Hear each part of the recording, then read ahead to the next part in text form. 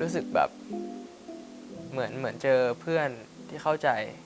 คือแฟนเพลงอาจจะคิดว่าขอบคุณผมที่ทำที่แบบเป็นเพลงผมมันอยู่กับเขาเหมือนเพื่อนเขาอะไรเงี้ยผมขณะเดียวกันผมมาอ่านเมนต์ผมก็รู้สึกว่าผมเหมือนได้แบบได้เพื่อนอีกคนหนึ่งเหมือนกันที่แบบเขามีอุดมการณ์เดียวกันเขามีความคิดเหมือนกับเราว่าแบบเขาเคยเจอเรื่องนี้มาแล้วเขาอินกับเราผมรู้สึกว่ามันเป็นอะไรที่แบบเจ๋งมากเรารู้สึกว่าเนี่ยแหละนี่คือคอมมูนิตี้ของผมที่ผมสร้างกว่าที่จะได้เขียนเพลงให้คนอื่นอินเราก็ต้องอินกว่านั้นแบบ3-4 เท่าหรือมากกว่านั้นมันคำสาปของเราที่เราถูกทำให้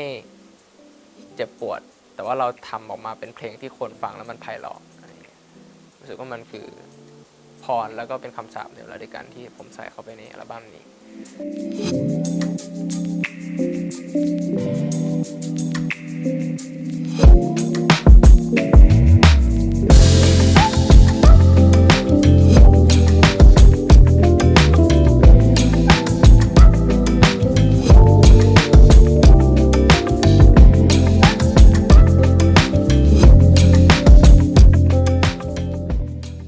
สวัสดีครับผมปันจาก Universal Music Thailand ครับผมชีวิตช่วงนี้ของผมก็ต่างจากเพื่อนๆนิดนึงเพราะว่าผมไม่ได้เรียนแล้วแบบว่าเหมือนผมออกมาทำงานตั้งแต่แบบจริงๆก็ประมาณช่วงม.6 แล้วแหละเริ่มออกมาทำงานแบบว่าเราไปสอบเทียบที่โรงเรียนครับแล้วก็ออกมาทำงานตั้งแต่ม.6 จนถึงตอนนี้ก็ยังทำงานอยู่ก็รู้สึกว่าเราได้ประสบการณ์จากการทำงานเร็วแล้วเหมือนเราได้เจอกับผู้ใหญ่ได้เจอกับพี่ๆในวงการเจอใครเจอผู้ใหญ่เร็วครับแล้วมันก็ทำให้เราโตเร็วด้วยมั้งแบบว่ารู้จัก manage ชีวิตรู้จักหาอะไรทำเป็นที่มันเป็นเกี่ยวกับอนาคตของตัวเองครับคนพบว่าชอบดนตรีมันมาเรื่อยๆตั้งแต่ผมจริงๆเนาะเด็กๆแล้วครับเหมือนพ่อกับแม่ก็จะให้ไปเรียนพิเศษเรียนอะไรก็ได้ที่อยากเรียนตอนแรกก็ตั้งต้นมาจากเลขก่อนเรียนเลขเรียนคู่มงเรียนคือเหมือนเขาก็ให้ไปเรียนเป็นทักษะติดตัวเราเนาะแล้วทีนี้เหมือนเราก็ได้ไปเรียนเนี่ยดนตรีได้เริ่มกลองได้เล่นกลองก่อนชิ้นแรกที่ผมเล่นก็เป็นกลองแล้วก็ยาวมาเป็นกีตาร์แล้วพอเล่นกีตาร์เสร็จก็ยาวเลยครับก็ผมก็เล่นกีตาร์ตอนแรกผมไม่ได้เป็นนักร้องอะไรก็เป็นเล่นกีตาร์เพื่อนฟอร์มวงตอนป .6 อะไรอย่างเงี้ยครับก็เปลี่ยนวงมาเรื่อยๆแบบว่าป .6 เสร็จม .1 ย้ายโรงเรียนเจอสังคมใหม่ก็ตั้งวงใหม่อีกตั้งวงใหม่แล้วก็หาคอนเทนต์ทำกับเพื่อนผมชอบหากิจกรรมอะไรทำมันเป็นเกี่ยวกับคอนเทนต์เกี่ยวกับงานดนตรีงานเพลงอะไรอย่างเงี้ยครับผมเพลงลง YouTube บ้างอะไรเงี้ยแล้วก็ค่อยๆบ่มมันเรื่อยๆจนกระทั่งแบบช่วงม.ปลายครับค่อนข้างชัดที่สุดเพราะว่าเราได้เอาตัวเองไปคุกคีอยู่กับคนที่ทำเพลงแบบเป็นแบบโปรเฟชชั่นอลมากขึ้นอะไรอย่างเงี้ยครับรู้สึกว่าสิ่งนี้มันถูกจริตกับเราแล้วเราอยู่ได้เป็นวันๆครับคือไ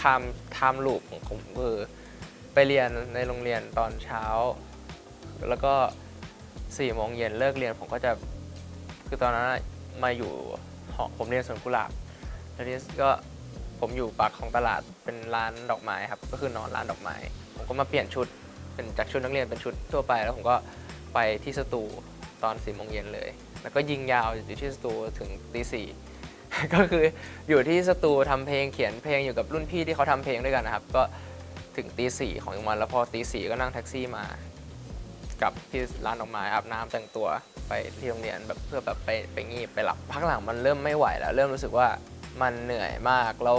เรียนมันแบบผมไม่ได้บอกว่าเรียนไม่ดีแต่ว่าการเรียนมันสำหรับผมณตอนนั้นคือมันแบบ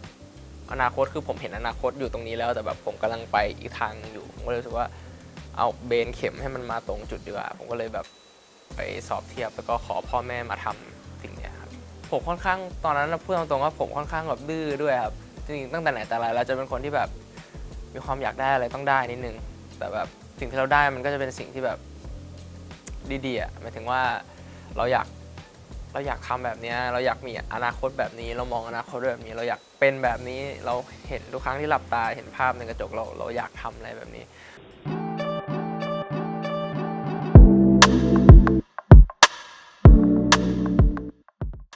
คือ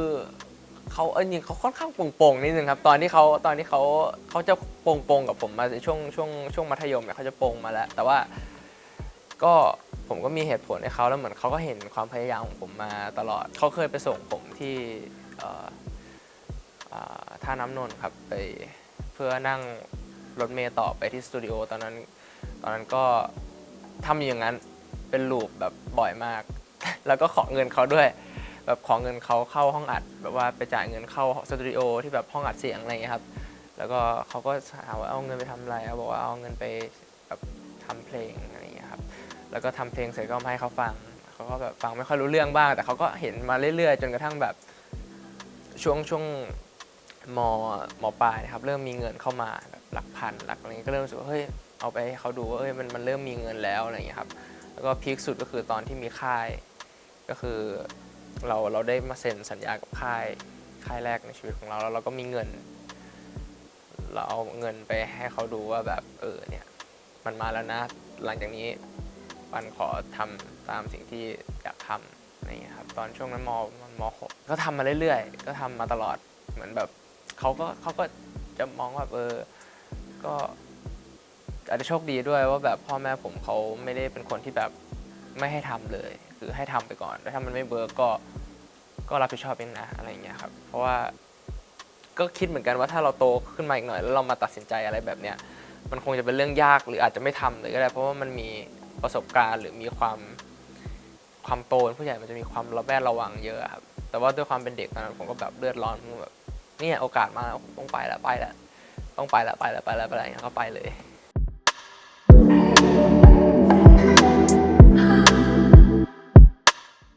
ผมก็ตอบได้ไม่มากเพราะว่าผมก็เพิ่ง20แต่ว่าเป็น20ที่กว่าจะมาถึงตอนนี้ก็หนักอยู่เหมือนครับผ่านการแบบอดหลับอดนอนสู้กับตัวเองค่อนข้างเยอะอาชีพศิลปินมันไม่ใช่มันก็ยังคุยกับพี่ผู้จัดการว่าโหแบบมันไม่ได้ง่ายอย่างที่คิดนะฮะแบบมันต้องดีลกับอะไรหลายๆอย่างทั้งภายในและภายนอกครับคือเรียกได้ว่าเยอะครับเยอะหลายเรื่องและยิ่งเรื่องในหัวตัวเองที่แต่ละวันนี่ต้องเจอมันจะต้องอยู่ในการคอนโทรลที่พอดีแต่ในกลับกันเราก็ต้องเป็นคนที่ทำงานศิลปะเราก็ต้องดำดิ่งไปกับผลงานที่เราทำมันจะค่อนข้างสวิงนิดนึงแต่ว่าตราบใดที่เรายังอยู่ในแทร็กของเราแล้วมีสภาพแวดล้อมมีเพื่อนมีรุ่นพี่มีคนรอบตัวที่เขาหวังดีกับเราแล้วเขาเตือนเรารู้สึกว่าตรงเนี้ยเป็นสิ่งที่ดีแล้วเพราะว่าหลายคนมันหลุดไปง่ายครับศิลปินมันจะหลุดไปกับเรื่องอะไรที่มันไม่เป็นเรื่องเพราะว่าอารมณ์เรามันอย่างนี้ตลอดกว่าคนจะรู้จักชื่อผมก็ใช้เวลานานเหมือนกันครับจริงๆแล้วผมก็อยู่อันเดอร์กราวด์มานานแต่ก็เป็นอันเดอร์กราวด์ที่ค่อนข้างแมสแหละหมายถึงว่าก็คือในกลุ่มของเฉพาะกลุ่มจากตอนแรกที่ทำกับพี่ๆที่เป็นแก๊งฮิปฮอปอันเดอร์กราวด์ก็ค่อยๆเติบโตในอันเดอร์กราวด์มาก่อนจนจุดที่ขึ้นมาเริ่มขึ้นมาแบบฐานคนฟังเริ่มกว้างขึ้นเริ่มมีเด็กเจนใหม่เริ่มมีญาติพี่น้องเริ่มฟังเพลงมากก็เริ่มรู้จักมากขึ้นตอนแรกมันจะเริ่มจากการที่แบบรู้จักเพลงแต่ไม่รู้จักหน้าก่อนครับแต่พอได้อยู่ค่ายก็เอาตัวมาออกสื่อออกกล้องออก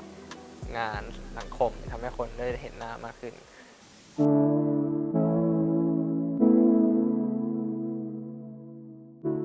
จริงมันก็หนักครับจริงคือมันเป็นวัยที่เราต้องอยู่ในโรงเรียนเราต้องเรียนหนังสือซึ่งถูกต้องที่สุดผมเพิ่งมาเข้าใจคำนี้ว่าแบบมันจริงมากกับการที่เราต้องเรียนหนังสือในวัยนี้เพราะว่าอะไรหลายๆอย่างเราก็ยังไม่ได้โต100%นะครับคือเราก็ต้องมีสังคมมีเพื่อนเพียงแต่ว่าสังคมเพื่อนของผมมันดันเป็นสังคมของผู้ใหญ่ที่เขาอยู่กันแล้วก็ก็ค่อนข้างยากนิดนึงแต่รู้สึกว่ามันเป็นสิ่งที่ผมเลือกแล้วครับเราเลือกว่าไอ้ทุกครั้งที่ผมส่องกระจกเนี่ยมันจะต้องมีภาพนี้แล้วสิ่งนี้มันต้องตามมาอยู่แล้วแบบเรื่องของการที่ไม่ได้ไปเจอแบบเพื่อนที่รุ่นเดียวกันที่ทำงานด้วยกันหรืออาจจะเจอแต่แบบเขาก็มีอะไรของเขาที่ต้องทำเหมือนกันของผมนี่คือไม่มีเลยเพราะว่าแบบตัดมาตั้งแต่เนิ่นๆแล้วอะไรเงี้ยผมคิดถูกเพราะว่ากับบางคนมันก็ต่างกันเนาะผมอาจจะแบบเป็นส่วนน้อยที่ออกมาทำแล้วมันดันสำเร็จก็มีหลายคนเหมือนกันที่ออกมาแล้วมันไม่สำเร็จแต่ว่าที่บอกคือองค์ประกอบหลายๆอย่างด้วย ของผมที่มันทำให้ผมแบบ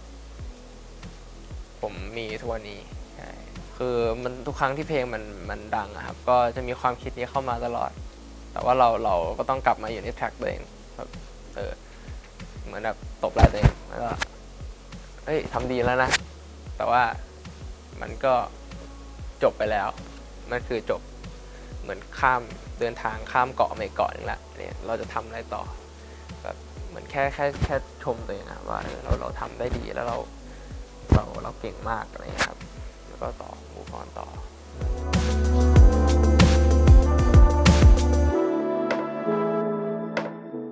พอเริ่มโตเริ่มโตขึ้นมาถึงช่วงตอนเนี้ย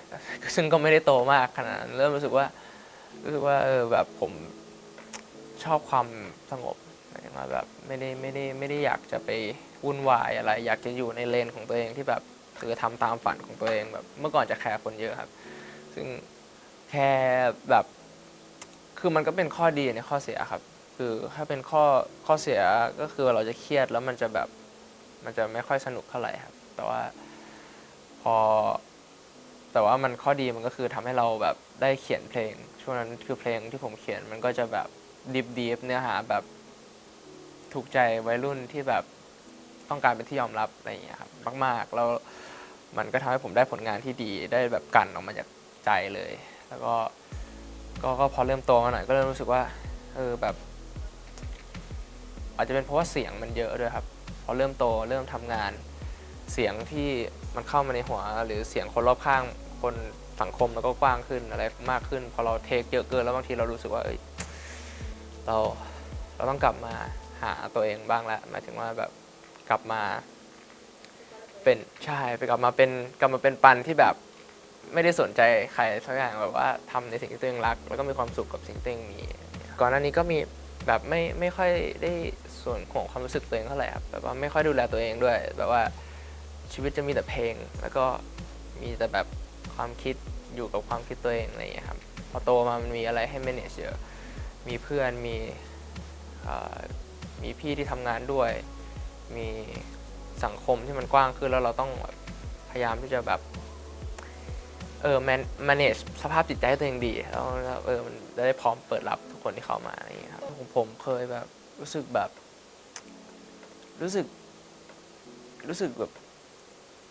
อ้างว้างนะแต่ว่ารู้สึกพี่เคยเป็นนะครับแบบว่ารู้สึกแบบ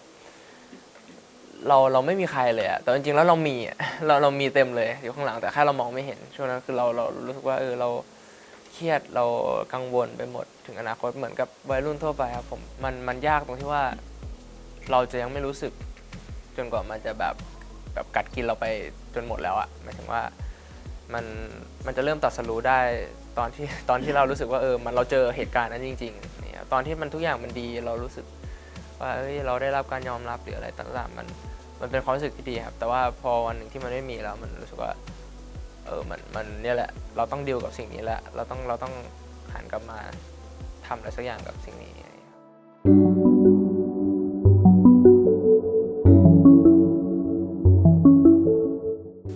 จุดที่ตอบยากเหมือนกันนะครับ แต่ว่ารู้สึกว่าความสำเร็จของผมคือถ้าเป็นในแง่ของแบบด้านเพลงนะผมมีความตั้งใจมากๆที่อยากให้เพลงที่เป็นภาษาไทยที่เราเขียนเนี่ยมันได้แบบไปเปิดหรือได้ไปโชว์ที่ต่างประเทศอยากได้เป็น global artist ที่แบบว่า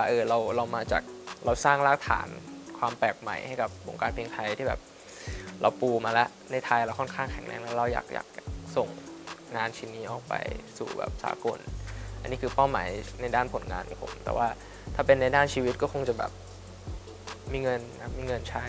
แบบที่ว่าไม่ได้ลำบากด้านการเงินแบบ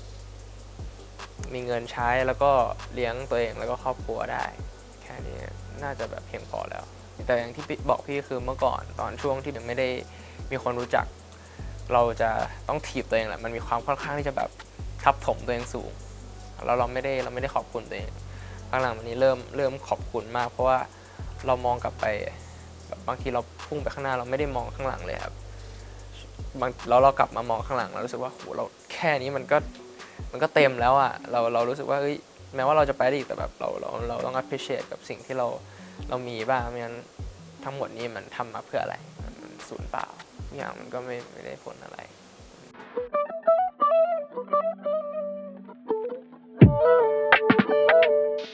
มันอาจจะดูเหมือนไม่ง่ายนะครับมันอาจจะดูเหมือนใช้เวลาไม่นานแต่จริงๆแล้วมันนานมากเพราะทุกเพลงในอัลบั้มคือเพลงที่หล่อหลอมผมมาตั้งแต่ช่วงอายุที่ผมเริ่มทำเพลงแรกๆ16 17 18 19 20คือมันตอบไม่ได้ว่า period มันจะอัลบั้มนี้มันต้องใช้อีกกี่ period ถึงจะได้1อัลบั้มแต่เผอิญว่าผมดันมีเพลงที่มันแบบเยอะมากแล้วอยากจะระบายออกคืออยากจะเอาครั้งที่ผมมีออกมาให้ทุกคนได้ฟังก่อนมันน่าจะเทคประมาณแบบ4 ปีที่แบบเราได้รวบรวมเพลงเหล่านั้นจนมาเป็น1อัลบั้มใช่ที่แบบคือถ้าไม่ได้คือถ้ารวมเพลงทั้งหมดนะครับที่เขียนแต่งเสร็จคือมันค่อนข้างใช้เวลานานมากแล้วเราก็เอาเพลงที่เราเขียนมาทำให้มันเป็นเพลงที่สมบูรณ์ให้มัน 100% แล้วเราก็ปล่อยเป็นอัลบั้มแรกในชีวิตเราใช่ครับมันก็ค่อนข้างเทคไทม์นานพอสมควรแต่ก็คิดไว้อยู่แล้วว่าอยากจะมีอัลบั้มแรกในชีวิตครับ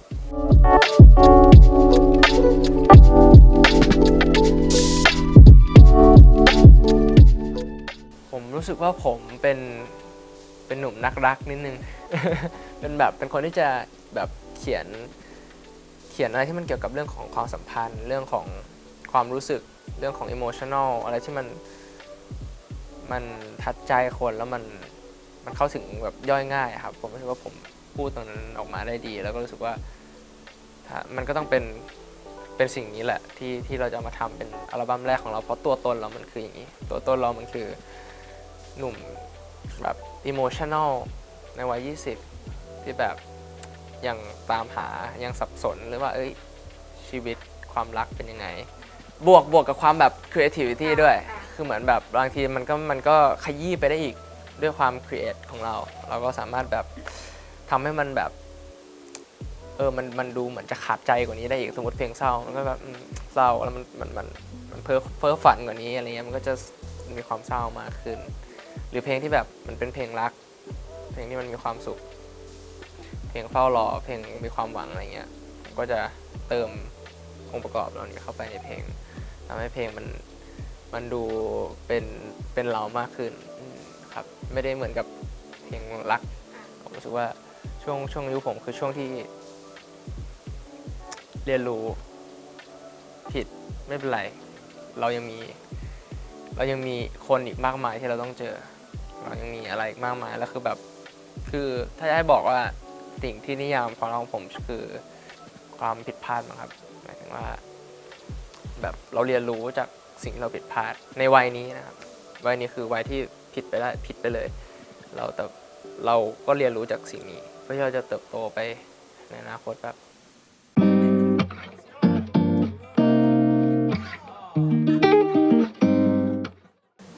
ตอนแรกกะไม่ฟีดเลยครับตอนแรกกะทำแบบคนเดียว13เพลงเลยแต่ว่า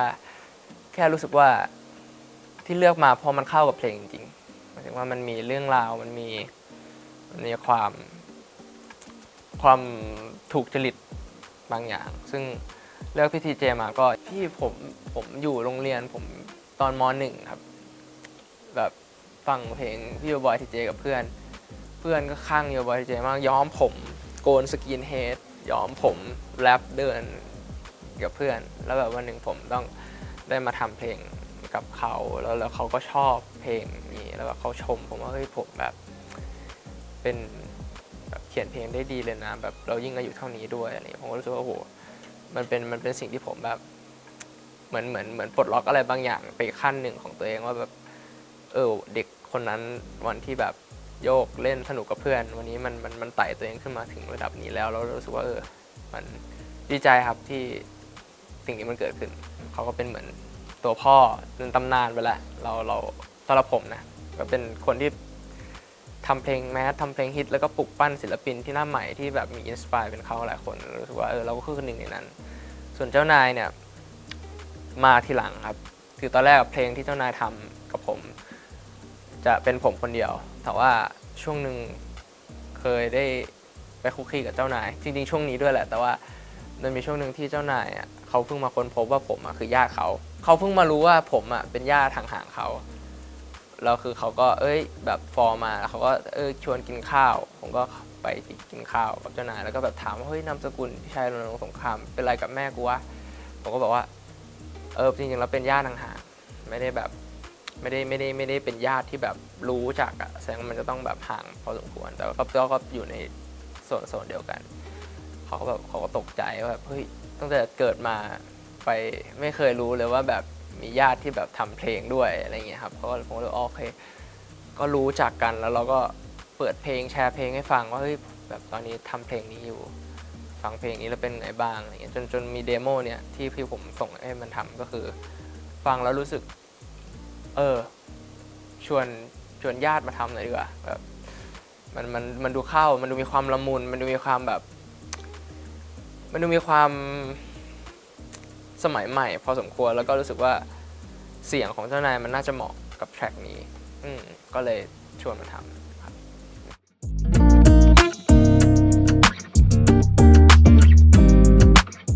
ไม่รวม Day 1นะงาน Day 1ปล่อยไปแล้วอาจจะเป็นเพลงObsess แล้วกันครับกับเจ้านายนี่แหละอยากให้ลองฟังเป็นเพลงที่ใหม่สำหรับเจ้านายและผมมากแล้วก็เพลงชื่อว่าที่เดิมครับที่เดิมเป็นเพลงที่คิดว่าน่าจะถูกใจคนหลายๆคนมากๆสำหรับผมรู้สึกว่าน่าจะเข้าถึงคนแบบคือคนฟังได้ทุกวัยแต่เป็นเพลงที่เศร้าแต่เป็นเศร้าที่ย่อยง่ายใช่ครับก็สุดท้ายเพลงAudition ขอบฟ้าก็เพลงนี้ผมเขียนให้กับภรรยาผมในอนาคต ฟังดูแบบนิดนึงนะดูเบียวนิดนึงนะแต่ว่าผมอะแบบเขียนให้ถึงคนนั้นคือมันคือใกล้เพลงมันคือท้ายๆของอัลบั้มแล้วเหมือนมันสรุปว่าแบบคนนั้นมันยังไม่มาหรอกแต่ผมรู้ว่าแบบสักวันหนึ่งเราต้องได้เจอกันแบบเขาจะอยู่ที่เส้นขอบฟ้าแต่แบบถ้าเขาไม่ถอดใจไปก่อนเราจะได้เจอกันอะไรอย่างเงี้ยเหมือนแบบเป็นการพูดถึงคนรักในอนาคตแล้วกันที่ยังไม่มาถึงผมคิดว่าอาจจะโดนใจคนที่แบบรู้สึกว่าชีวิตแบบเราจะมีคู่ไหมหรือเรารู้สึกยังไงรู้สึกว่าเราทำไมเราเดียวดายจังเลยเราจะเจอคนรักคนนั้นไหมแต่สุดท้ายคนนั้นอ่ะจะรอเราอยู่สักที่หนึ่งแบบผมเชื่อว่ามันจะรอเราอยู่สักที่หนึ่งบนโลกนี้เพียงแค่แบบคุณไม่ถอดใจไปก่อนและเขาไม่ถอดใจไปก่อนสักวันหนึ่งมันจะวนมาเจอกันฝากผลงานอัลบั้มแรกของผมด้วยนะครับชื่อว่าปัน The First Album นะครับก็เพลงทั้งหมด10 กว่าเพลงนะครับก็อยากให้ทุกคนได้ลองฟังกันแล้วก็คิดว่าน่าจะถูกใจใครหลายๆคนแล้วก็ผมได้ทำการกรีดเลือดตัวเองแล้วก็ลงไปในผลงานชิ้นนี้อย่างทุ่มเทมากๆก็หวังว่าทุกคนจะชอบนะครับแล้วก็ฝากทุกคนฟังเพลงอื่นๆด้วยแล้วก็ติดตามโซเชียลมีเดียของผมได้ที่ Instagram Pan is always happy นะครับหรือว่าข่าวสารต่างๆก็สามารถติดตามได้ที่ Pan Official ครับผมขอบคุณครับ